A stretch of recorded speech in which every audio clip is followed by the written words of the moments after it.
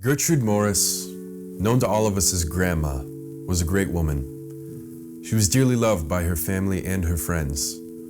Her simple beginnings paved the way for the hard work and determination that characterized this strong and loving mother, grandmother, and wife.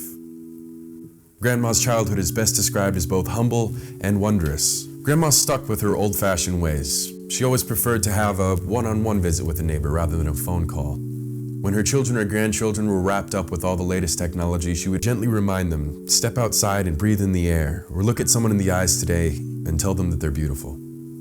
She really knew how to bring everyone back into the present and live one moment at a time.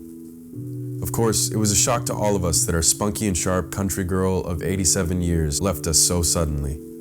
She'd be the first to recognize the irony of being the first casualty of the Google self-driving car program. Who could have imagined such a simple and wondrous woman being taken by technology? Gertrude Morris lived and cared for all of us. She will be sorely missed. Amen.